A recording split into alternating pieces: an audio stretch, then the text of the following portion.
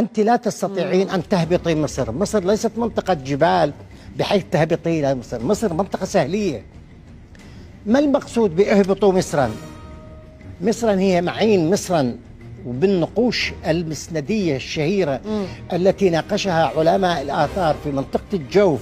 أنا لا أجادل في القرآن، أنا أجادل في الرواية التوراتية التي فسرت استشراقيا لاهوتيا على أنها دارت في مصر وفلسطين. إسرائيل فلينكشتاين بنفسه في كتابه التوراة مكشوفة على حقيقتها يقول حرفيا: عندما احتلت إسرائيل صحراء سيناء أدخلنا 3000 عالم وفحصنا كل ذرة رمل في سيناء فلم نعثر على أي أثر لسبب خروج بني إسرائيل أو موسى بن مصر. هل ورد بالفعل اسم مصر في التوراة؟ في النص العبري يكتب الاسم في صورة مصريم.